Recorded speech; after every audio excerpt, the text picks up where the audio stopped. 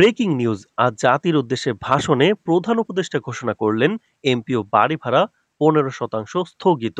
তো দর্শক, এমপিওভুক্ত শিক্ষক কর্মচারীদের সর্বশেষ গুরুত্বপূর্ণ নিউজটি শেষ পর্যন্ত দেখুন এবং শুরুতেই চ্যানেলটি সাবস্ক্রাইব করে রাখুন পরবর্তীতে সকল আপডেট সবার আগে পেতে।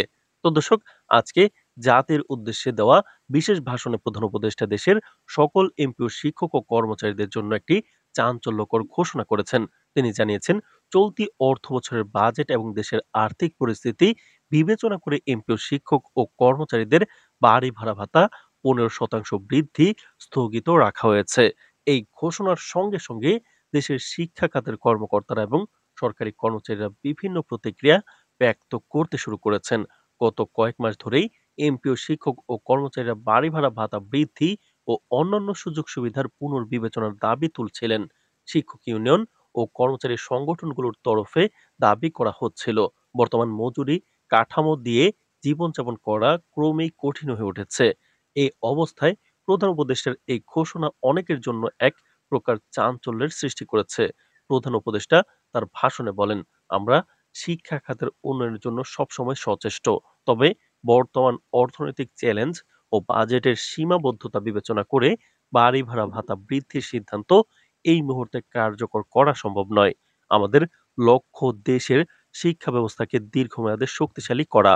এই ঘোষণার পর দেশের বিভিন্ন প্রান্তে শিক্ষক ও কর্মচারীদের মধ্যে মিশ্র প্রতিক্রিয়া দেখা দিয়েছে। অনেকেই হতাশা প্রকাশ করেছেন, কারণ তাদের আশা ছিল নির্বাচনের আগে বাড়ি ভাড়া ভাতা বৃদ্ধির গ্যাজেট জারি হবে। তো দর্শক, ভিডিওটির এই মুহূর্ত পর্যন্ত যারা দেখছেন, আপনি যদি একজন এমপিওভুক্ত শিক্ষক কর্মচারী হয়ে থাকেন তাহলে আমাদের চ্যানেলটি সাবস্ক্রাইব করে রাখুন পরবর্তীতে সকল আপডেট সবার আগে পেতে। তো দর্শক, বিশেষজ্ঞরা আবার এই সিদ্ধান্তকে অর্থনৈতিক বাস্তবতার সঙ্গে যুক্ত হিসেবে দেখছেন। তারা বলছেন, বর্তমান সময় বাজেটের সীমাবদ্ধতার মধ্যে এমন পদক্ষেপ নেওয়া ছিল সমীচীন। সামাজিক যোগাযোগ মাধ্যমে শিক্ষক ও কর্মচারীরা নানা মতামত ব্যক্ত করেছেন। কেউ কেউ সরকারের এই স্থগিতাদেশকে যুক্তিসঙ্গত মনে করছেন, আবার অনেকে সরাসরি আন্দোলনের ডাক দিচ্ছেন। আমরা এই বিষয়ে আরো চাপ প্রয়োগ করব যাতে আমাদের দাবিগুলো বাস্তবায়িত হয়, এমন মন্তব্য শোনা গেছে বিভিন্ন জেলা অফিসের শিক্ষক নেতাদের তরফে। তো দর্শক, শিক্ষা উপদেষ্টা এ বিষয়ে বলেন, সরকার এই পরিস্থিতি মনিটর করছে এবং অর্থনৈতিক অবস্থা উন্নত হলে নতুন গ্যাজেট প্রকাশ করা হবে।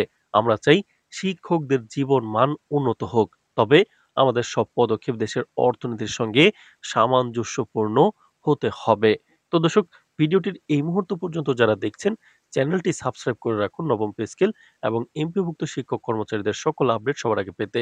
তো দর্শক, এছাড়া রাষ্ট্রীয় শিক্ষা বিভাগও নির্দেশ দিয়েছেন যে সমস্ত জেলা শিক্ষা অফিস এবং উপজেলা শিক্ষা কার্যালয়ে শিক্ষকদের কাছে এই স্থগিতাদেশ এবং ভবিষ্যতের পরিকল্পনা সম্পর্কে বিস্তারিত তথ্য সরবরাহ করবে।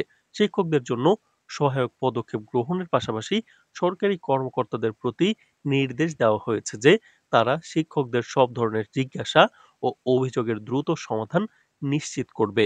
শিক্ষা খাতের বিশ্লেষকরা মনে করছেন, এই সিদ্ধান্ত দেশের শিক্ষা ব্যবস্থায় চলমান বিতর্ককে নতুন মাত্রা দিয়েছে। আগামী মাসগুলোতে শিক্ষক ইউনিয়ন, কর্মচারী সংগঠন এবং সরকারি কর্মকর্তাদের মধ্যে বিভিন্ন বৈঠক এবং আলোচনা অনুষ্ঠিত হওয়ার সম্ভাবনা রয়েছে। বিষয়টি দেশের রাজনৈতিক ও অর্থনৈতিক পরিপ্রেক্ষিতেও গুরুত্বপূর্ণ প্রভাব ফেলতে পারে। তো দর্শক, নবম পে স্কেল এবং এমপিভুক্ত শিক্ষক কর্মচারীদের সকল আপডেট পেতে চ্যানেলটি সাবস্ক্রাইব করে রাখুন। এদিকে দেশের বিভিন্ন প্রান্তে শিক্ষকরা এই ঘোষণার পর উত্তেজিত এবং উদ্বিগ্ন প্রতিক্রিয়া দেখাচ্ছেন। স্কুল, কলেজ এবং শিক্ষা প্রতিষ্ঠানগুলোতে ইতিমধ্যেই শিক্ষক ও কর্মচারীদের মধ্যে আলোচনা শুরু হয়েছে। অনেকেই মনে করছেন, দীর্ঘদিন ধরে চলমান দাবির মাপকাঠিতে এই স্থগিতাদেশ নতুন প্রশ্ন তৈরি করেছে। তো দর্শক, এমপিভুক্ত শিক্ষক কর্মচারীদের সকল আপডেট পেতে আমাদের নতুন চ্যানেলটি সাবস্ক্রাইব করে রাখুন। আজ এ পর্যন্তই, ধন্যবাদ।